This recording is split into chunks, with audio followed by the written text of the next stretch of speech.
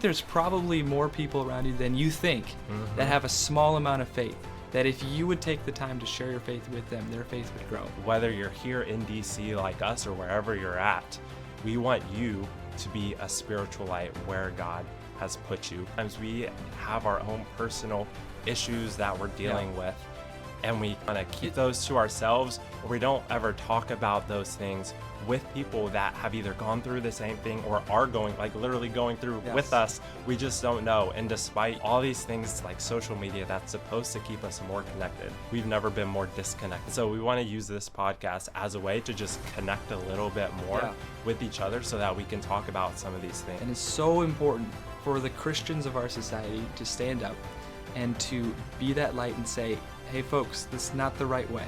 God is real and he cares and he sees our society. And if the Christians aren't standing up and standing in the gap to make up the hedge, God's wrath is coming on evil.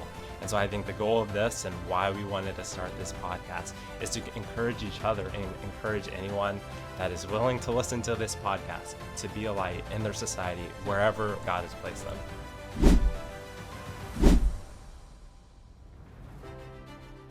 Welcome to the Night Shift. This is the first official episode of a brand new podcast. Launch. Yes, we're still learning how to say the word podcast. English is difficult for those of you. We have done it, Tori. We have started a podcast. This was a New Year's resolution, and we have done it. I think this was New Year's resolution probably 3 years ago. I didn't specify. I don't want to call us out on that. Sure. But we've done it. But it's not all about a little us. late to the trend. You also have New Year's resolutions that you haven't followed through on. Exactly. But I know it's true. You know, we wanted to start a podcast. We were tired of seeing other people outshine us, and we felt like we could be the Christian influencers that we see out there. You know, it's really not about shining, but it's about burning. That's not why we wanted about. To do the podcast. You only shine when you burn. All right, it's too deep. Okay. However, why is the Night Shift podcast a thing? Why is it started? That's a deep question. First of all, backdrop, literal backdrop, and then figurative backdrop. We live in DC, in and around DC. DC is, as people know, if you haven't lived here, it's kind of a dark place. There's a political environment. There's also all kinds of other things that happen in DC. Like it's the epitome of our culture, right? Yeah, just like culture today. Society is tough. It's not pointing toward God and spiritual things. It is pointing toward the opposite of that. And you've been here how long now, Tori? I've been here over 10 years. Yeah, 10 years. And so you felt that. I've only been there half the time. I worked on Capitol Hill for 7 years. And so I got to see like how the sausage gets made in DC in terms of the political environment. Yeah. And it's fun, but also you can see people are struggling. People are dealing with darkness personally, as well as they see it around them, and they kind of just mold into that. There's that saying about DC is a swamp, and you can say that in the political sense, but spiritually it is a swamp. People come in with this idealist attitude, I want to change the world and make a difference, and you really get swallowed up. And you lose your faith in God. I see that. I think you've seen that as well. How long have you been here? Well, for 5 years. And so like why we started this podcast, we didn't start this, besides the jokes, we didn't start this podcast to teach other people how to navigate the swamp, because we're still in the swamp, swamp of our society, speaking more in general, and we're trying to navigate it and we're trying to figure it out. And we have these talks, and Tori and I, we help lead a young guys Sunday school within our church, and we're talking about kind of relevant cultural topics, just very normal, real things that we deal with on a day-to-day, and we're trying to figure it out from a spiritual standpoint. How do we get through these things? Whether you're growing up right now and you're about to enter the workforce, you're in school right now, you're about to enter the workforce, and you maybe have some questions about how do I navigate my faith, and maybe share my faith, or what happens when I get confronted on all these things. Maybe you have some questions about that. I definitely faced that. Or you've been in the workforce, you've been through some things already, and you have answers. All of that this is for you. And the center is about God. Like, how do we get closer to God through the society? Like, if you read Ecclesiastes, you come to the sense of there's nothing new under the sun. Yeah.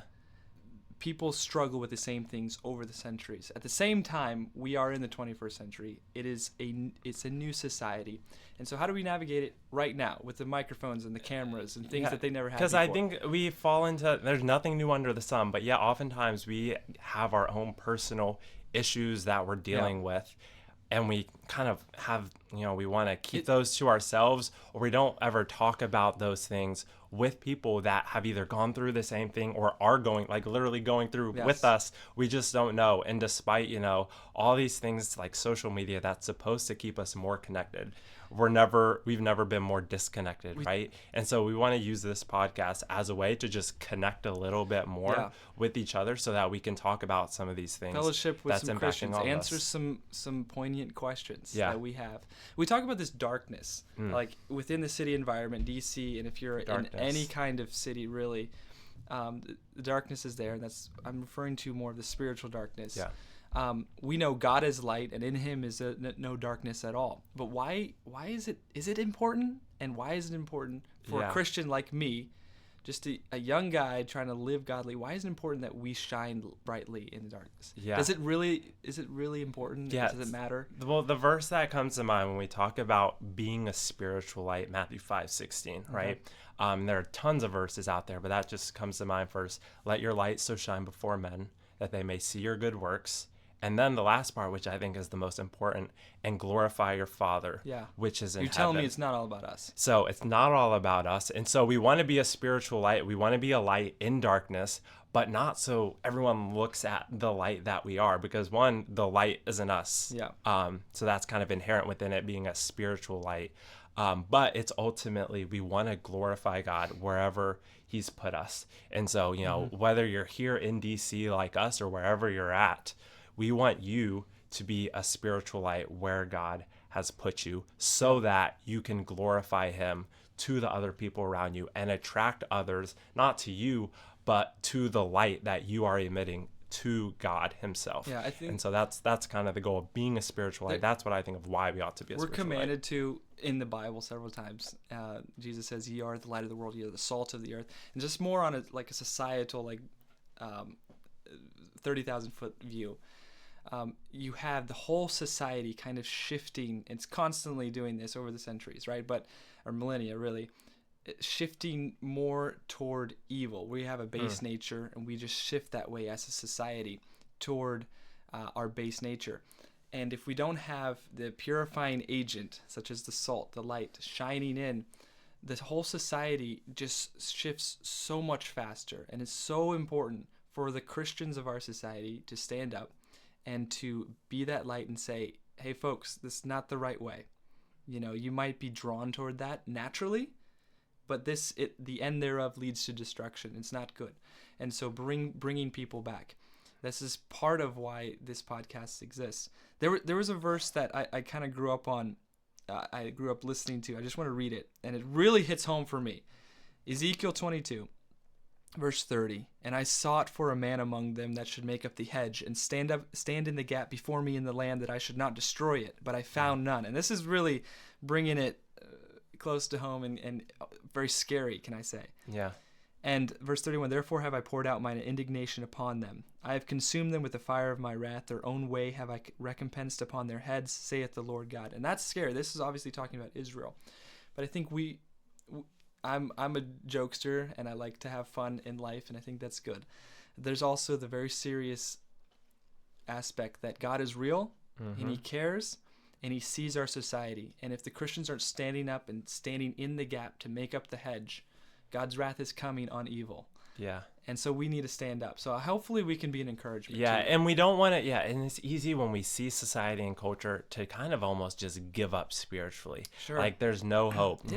These people that I work with, they're not Christians. They definitely they don't act like Christians. There's no hope for them.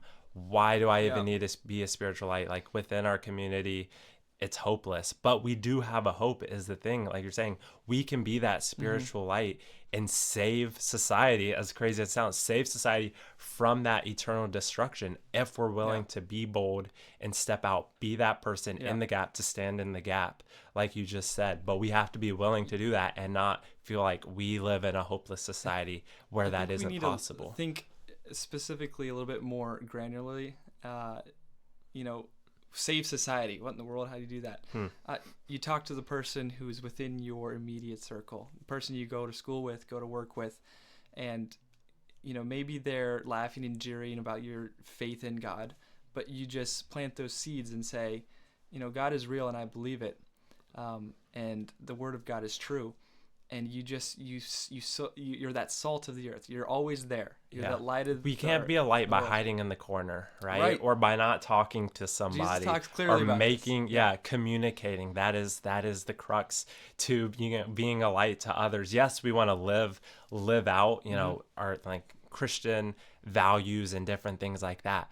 But it does take boldness to then, you know, speak that out as well to those around us, because we aren't a light just for ourselves. It is for others.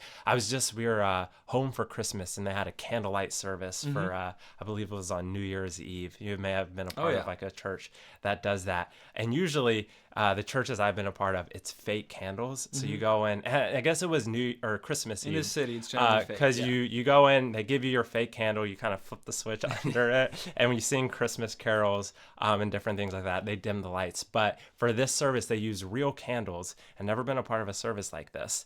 And this example was so cool, because I was like, okay, we all have these candles. Who's going to light? And there's like 300, 400 people in here. Who's going to take the time to light all of these? Like, is the pastor going to light these one by one? And there's a candle sitting on the pulpit up there. And so we get time to sing the Christmas carols. And he starts giving the example of how all it takes is one person being a light to someone else. Oh, that's good. And he lights one person's candle. And that person then went out and lit another person's candle. And then the two of them went out and lit, you know, two more people's candles. Good. And before you knew it, the entire church had all their candles lit. And just this idea of being a light and how that can spread so quickly if we let God, you know, work through us in that way, which is a really impactful example. And so when I think about being a light to others, I don't need to be overwhelmed about all these people need a light and it's just me. How is this going to happen?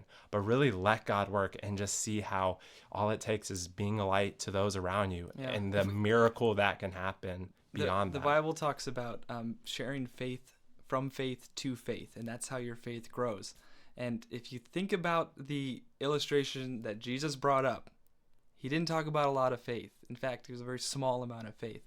And so I think there's probably more people around you than you think that have a small amount of faith, that if you would take the time to share your faith with them, their faith would grow. And think about the impact we're missing when all we then do is hide that light. Right.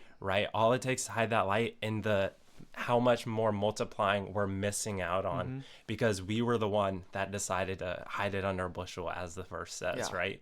And good. So just stepping out and being that one, you never know how that could multiply.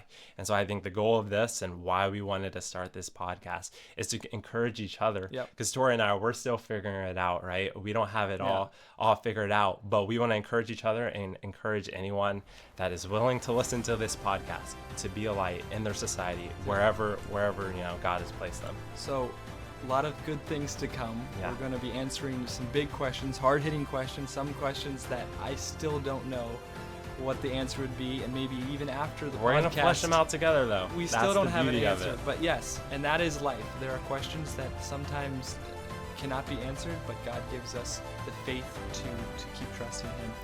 And so hopefully you tune in, share this with a friend if you enjoyed it, and we'll see you next time on That Shift.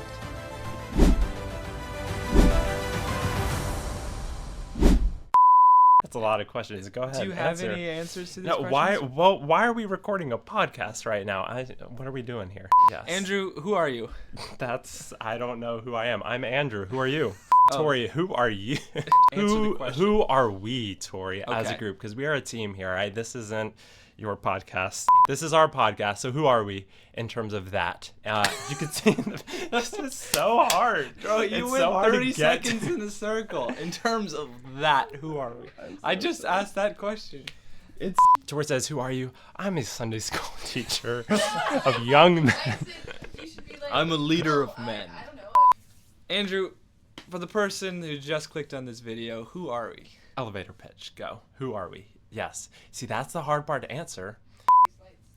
DC's always like this. If you've never been here, you don't understand how dark it is. It's constantly being overshadowed.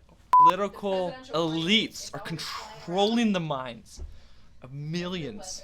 All right, sorry, I'm too much.